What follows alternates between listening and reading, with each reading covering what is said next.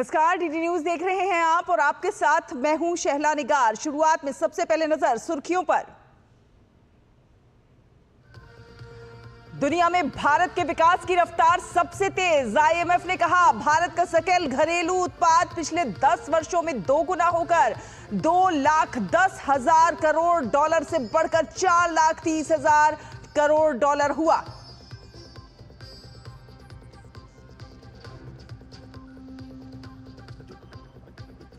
अपने निवास से नकदी मिलने पर दिल्ली हाई कोर्ट के जस्टिस यशवंत वर्मा ने दिया स्पष्टीकरण। सुप्रीम कोर्ट के आदेश पर घर के अंदर का वीडियो हुआ सार्वजनिक। जांच के लिए 3 जजों की कमेटी का गठन।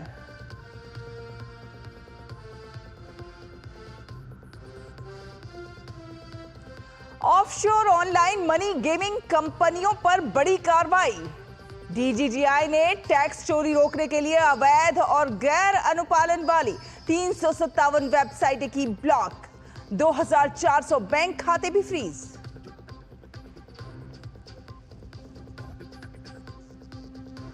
भ्रष्टाचार का सामना कर रहे तुर्की में विपक्षी नेता एक्रम इमामोग्लू की गिरफ्तारी के बाद तेज हुए विरोध प्रदर्शन। इस्तांबुल से शुरू हुआ प्रदर्शन 50 से अधिक प्रांतों में फैला।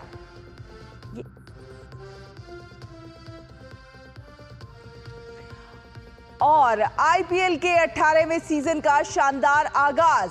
पहले मैच में रॉयल चैलेंजर्स बेंगलुरु ने कोलकाता को 7 विकेट से दी मात। आरसीबी के लिए विराट कोहली और फिल सॉल्ट ने जड़े अर्धशतक। तो चलिए खबरों को विस्तार से देख लेते हैं। आपको बता दें कि भारत ने बीते 1 दशक में अपनी अर्थव्यवस्था को दोगुना कर दुनिया को चौंका दिया है। देश की मजबूत आर्थिक नीतियों और संरचनात्मक सुधारों के चलते जीडीपी में जबरदस्त वृद्धि देखने को मिल रही है। भारत अब अमेरिका, चीन, जर्मनी और जापान के बाद दुनिया में 5वां सबसे बड़ा देश बन गया है। ये 105% की वृद्धि दर को दर्शाता है, जो कि अमेरिका 66% और चीन 76% जैसे वैश्विक दिग्गजों से भी तेज है। भारत की जीडीपी 2015 में 2.1 ट्रिलियन डॉलर थी, जो कि 2025 तक बढ़कर 4.3 ट्रिलियन डॉलर हो गई है। साथ ही साथ ये भी कहा है कि ये तेजी भारत को इस साल जापान से तो वहीं 2027 तक जर्मनी से आगे ले जाएगी। विशेषज्ञों के मुताबिक इस शानदार वृद्धि के लिए make in India, digital India और उत्पादन से जुड़ी प्रोत्साहन पीएलआई योजनाओं के निवेशकों का भरोसा बढ़ाया है।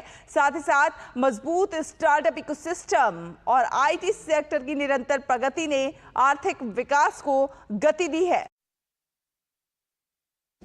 भारत की तेजी से बढ़ती अर्थव्यवस्था वैश्विक मंच पर इसकी स्थिति को मजबूत कर रही है।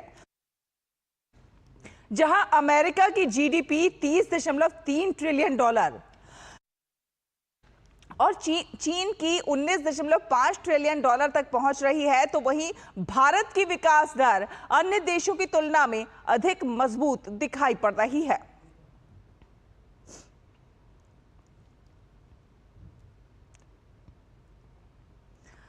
और दिल्ली हाईकोर्ट के जस्टिस यशवंत वर्मा के आवास से नकदी मिलने के मामले पर दिल्ली हाईकोर्ट के चीफ जस्टिस डीके उपाध्याय ने सुप्रीम कोर्ट के चीफ जस्टिस संजीव खन्ना को एक रिपोर्ट सौंपी है। डीके उपाध्याय ने अपनी रिपोर्ट में कहा है कि 17 मार्च को जस्टिस यशवंत वर्मा से संपर्क हुआ था, जिसमें उन्होंने कहा था कि जिस कमरे में आग लगी थी उसमें केवल कुछ फर्नीचर और गद्दे जैसे घरेलू सामान रखे हुए थे। उन्होंने ये भी बताया था कि कमरे में नौकरों, माली और कभी-कभी सीपीडब्ल्यूडी के कर्मचारी भी आ जा सकते थे।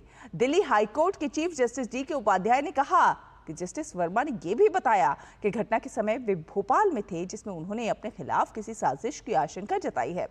डीके उपाध्याय ने अपनी रिपोर्ट में कहा कि जस्टिस यशवंत वर्मा के आवास पर तैनात गार्ड के अनुसार जिस कमरे में आग लगी थी वहां से मलबा और अन्य आंशिक रूप से जली हुई वस्तुएं हटा दी गई थीं। वहीं वहां की जांच में प्रथम दृष्टया बंगले में रहने वाले लोगों, नौकरों, माली और सीपीडब्ल्यूडी कर्मियों के अलावा किसी अन्य व्यक्ति द्वारा कमरे में प्रवेश की संभावना नहीं दिखाई देती है और इसलिए पूरे मामले की गहन जांच की जरूरत है। वहीं चीफ जस्टिस संजीव खन्ना को जस्टिस वर्मा का पिछले 6 महीने का कॉल रिकॉर्ड डेटा भी भेजा गया है, जस्टिस वर्मा से आग्रह किया गया है कि वो अपने मोबाइल फोन से कॉल डिटेल्स, मैसेज या कोई डेटा डिलीट ना करें। वहीं मुख्य न्यायाधीश जस्टिस संजीव खन्ना ने जस्टिस वर्मा पर लग रहे आरोपों की जांच के लिए 3 सदस्यीय कमेटी का भी गठन किया है।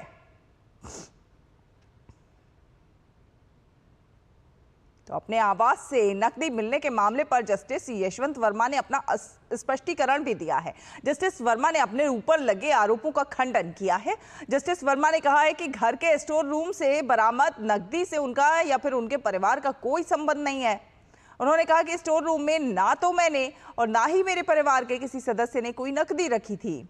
जस्टिस वर्मा ने कहा कि जिस परिसर में हम रहते हैं वहां से कोई नकदी बरामद नहीं हुई है। उन्होंने कहा कि मेरे परिवार के सदस्यों या फिर कर्मचारियों को ऐसी कोई नकदी दिखाई नहीं गई जो कि कथित तौर पर उस रात वहां से बरामद हुई। जस्टिस यशवंत वर्मा ने कहा कि मैं इस आरोप का भी दृढ़ता से खंडन करता हूं कि हमने स्टोर रूम से नोट हटाए हैं।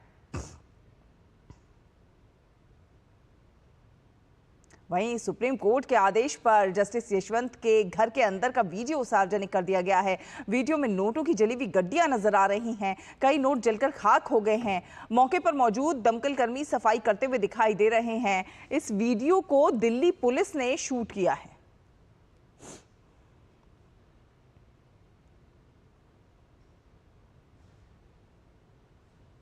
खबरों में आगे बढ़ेंगे। आपको बता दें कि बॉलीवुड एक्टर सुशांत सिंह राजपूत की मौत से जुड़े मामले में केंद्रीय जांच एजेंसी ने अपनी क्लोजर रिपोर्ट पेश की है। सीबीआई की क्लोजर रिपोर्ट मुंबई की एक अदालत में दाखिल की गई। रिपोर्ट में कहा गया कि सुशांत की मौत में किसी भी तरह की साजिश या फिर आपराधिक षड्यंत्र के सबूत नहीं मिले हैं। सुशांत सिंह राजपूत 14 जून 2020 को मुंबई के बांद्रा स्थित अपने आवास में मृत पाए गए थे। सुशांत सिंह की मौत के मामले में उनके पिता ने रिया चक्रवर्ती के ऊपर आरोप लगाए थे। दूसरी ओर रिया ने भी सुशांत के परिवार पर जो आरोप लगाए थे, दोनों केस में क्लोजर रिपोर्ट दाखिल कर दी गई है।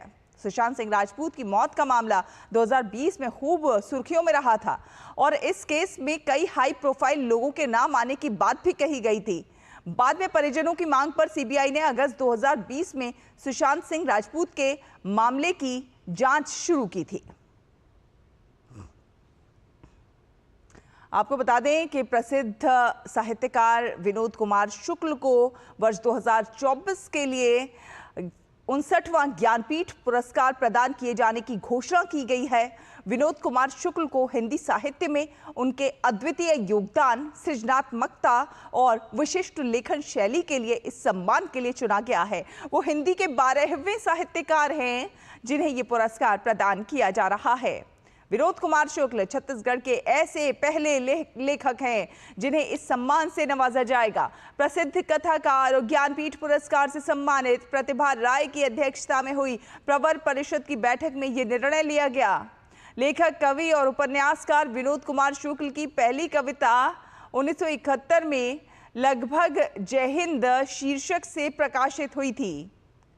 विनोद कुमार शुक्ल का उपन्यास लेखन सरल भाषा, गहरी संवेदनशीलता और अद्वितीय शैली के लिए जाना जाता है। वो मुख्य रूप से हिंदी साहित्य में अपने प्रयोगधर्मी लेखन के लिए प्रसिद्ध हैं। विनोद कुमार शुक्ल को साहित्य अकादमी पुरस्कार और अन्य प्रतिष्ठित सम्मानों से भी नवाजा जा चुका है। टैक्स चोरी रोकने के लिए डीजीजीआई ने ऑफशोर ऑनलाइन मनी गेमिंग कंपनियों पर एक बड़ी कार्रवाई की है। डीजीजीआई ने अवैध और गैर अनुपालन वाली offshore online gaming money gaming संस्थाओं की 357 वेबसाइटें ब्लॉक कर दी हैं। वहीं 2 अन्य मामलों में डीजीजीआई ने सामूहिक रूप से लगभग 2400 बैंक खातों को फ्रीज किया है और लगभग 126 करोड़ रुपये बरामद किए हैं। डीजीजीआई ने जनता को सतर्क रहने और विदेशी ऑनलाइन मनी गेमिंग प्लेटफॉर्म से जुड़ने से बचने की सलाह दी है। ऑनलाइन मनी गेमिंग, सट्टेबाजी और जुआ की आपूर्ति में शामिल लगभग 700 ऑफशोर संस्थाएं डीजीजीआई की जांच के दायरे में हैं, जिनमें यह देखा गया है कि ये संस्थाएं पंजीकरण ना करवाकर, योग्य भुगतानों को छिपाकर और कर दायित्वों को दरकिनार करके जीएसटी की चोरी कर रही हैं।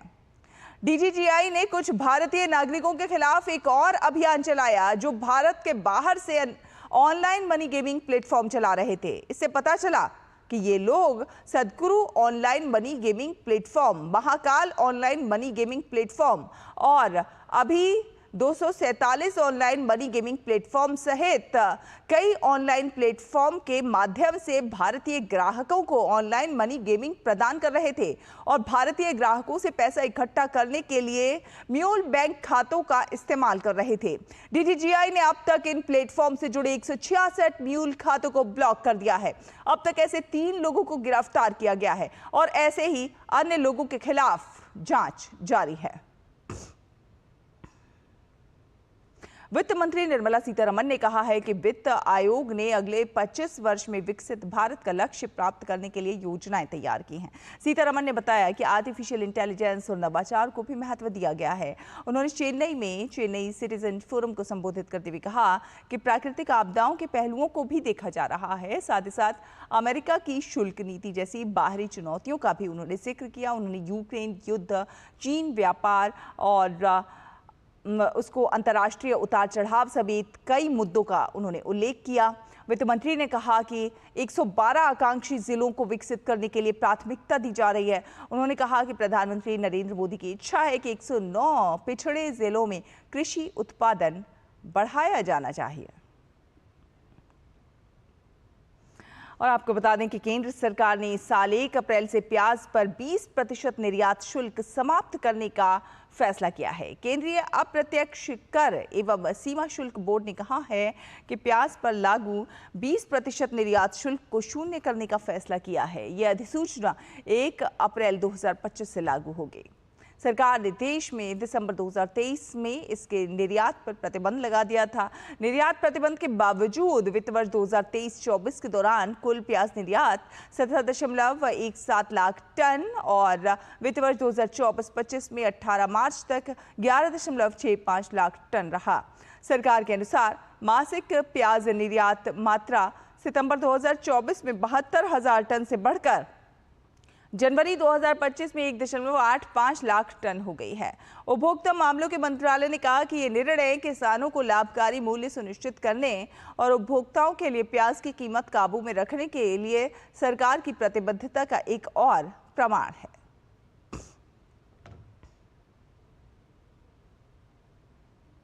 एक छोटे से ब्रेक के लिए यहां पर रुकेंगे। ब्रेक के उस पार खबरों का सफर जारी रहेगा। आप देखते रहिए डीडी न्यूज।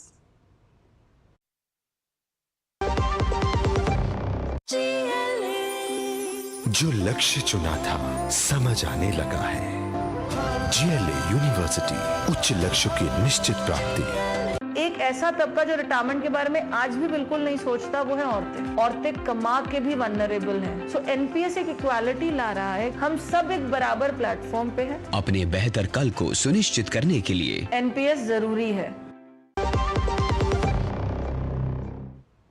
के बाद स्वागत है आपका। आपको बता दें, नेपाल में भारतीय दूतावास ने 60वां भारतीय तकनीकी एवं आर्थिक सहयोग दिवस मनाया। नेपाल के विदेश मंत्री आर्जू राणा देउबा ने कार्यक्रम में मुख्य अतिथि के रूप में भाग लिया। विदेश मंत्री देउबा ने भारत में पढ़ाई के अपने अनुभव को याद किया, तो वहीं विकास और शिक्षा के क्षेत्र में भारत सरकार के अनेक पहलों के लिए आभार भी व्यक्त किया। भारतीय तकनीकी एवं आर्थिक सहयोग कार्यक्रम भारत सरकार के विदेश मंत्रालय की एक प्रमुख क्षमता निर्माण पहल है। ये दुनिया के सबसे पुराने संस्थागत प्रशिक्षण कार्यक्रमों में से एक है, जिसकी स्थापना 1964 में हुई थी। अब तक इसने 160 से अधिक देशों के 2 लाख से अधिक अधिकारियों को प्रशिक्षित किया है।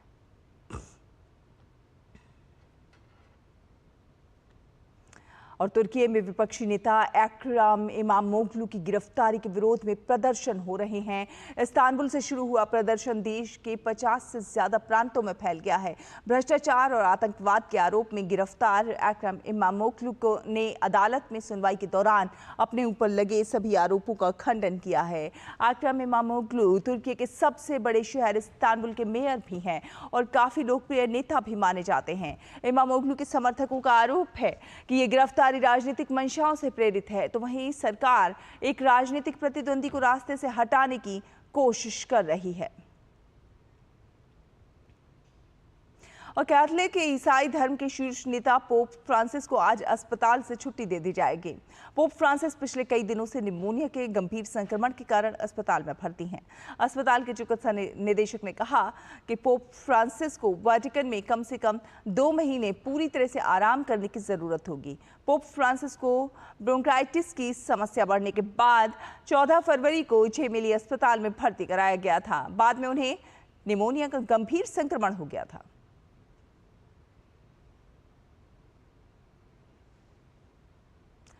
और आपको बता दें कि स्पेन में बाढ़ का कहर अभी भी जारी है। मैड्रिड में भारी बारिश के कारण नदियां उफान पर हैं, कई खेत जलमग्न हो गए हैं।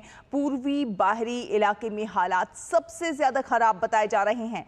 मैड्रिड के बीचों बीच से बहने वाली मंजनारेस नदी का जल स्तर खतरनाक स्तर पर पहुंच गया है। आपातकालीन सेवाएं स्थिति पर बारीकी से नजर रख रही हैं। अधिकारियों ने बाढ़ से प्रभावित लोगों से सुरक्षित स्थानों पर रहने का आग्रह किया है। और अंतर्राष्ट्रीय खबरों के बाद अब बात कर लेते हैं खेलों की। इंडियन प्रीमियर लीग में आज डबल हेडर यानी कि एक दिन में 2 मैच खेले जाएंगे। दिन के पहले मुकाबले में दोपहर 3:30 बजे से सनराइजर्स हैदराबाद का सामना हैदराबाद में राजस्थान रॉयल्स से होगा। दिन का दूसरा मुकाबला चेन्नई सुपर किंग्स और मुंबई इंडियंस के बीच होगा। मैच चेन्नई के एम ए चिदम्बरम चिपाक स्टेडियम में शाम 7:30 बजे शुरू होगा। चेन्नई सुपर किंग्स और मुंबई इंडियंस दोनों टीमें 5-5 टाइटल जीतकर लीग की सबसे सफल टीमें हैं।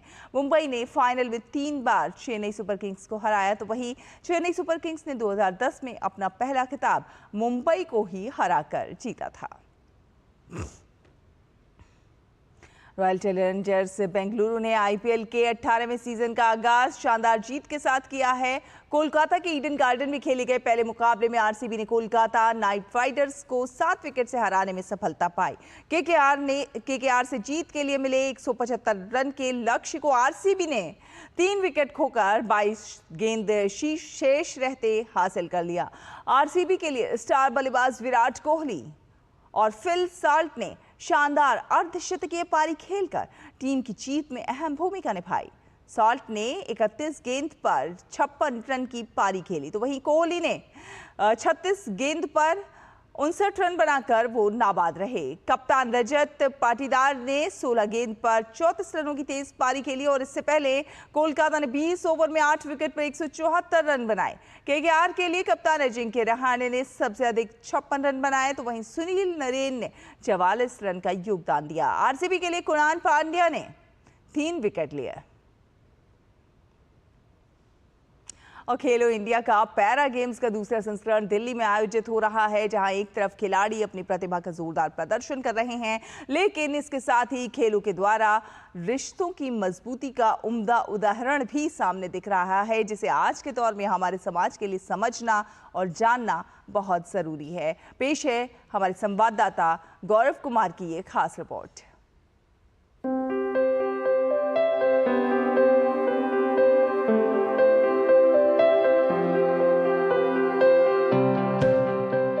पिछले कुछ समय के दरमियान देश में पैरा खेलों ने एक नई ऊंचाई हासिल की है, जिसके पीछे राष्ट्रीय स्तर पर सरकार के द्वारा चलाए गए विभिन्न कार्यक्रम और खेल नीति है।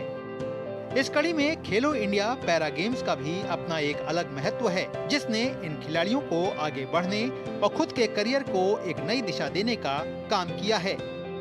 लेकिन इन्हीं खेलों का एक अक्स रिश्तों की मजबूती का भी सामने है।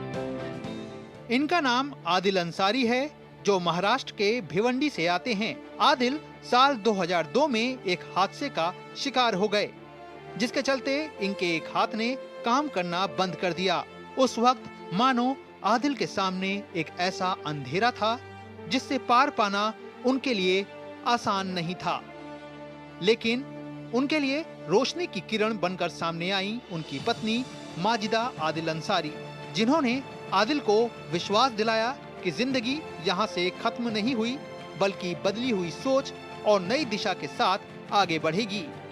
जो मेरी वाइफ है मेरे पीछे, कि मेरी इतनी सीवियर डिसेबिलिटी है कि बहुत ज़्यादा एक्टिविटी मैं कर नहीं पाता हूँ खुद से, तो वो मेरे साथ होती है हमेशा।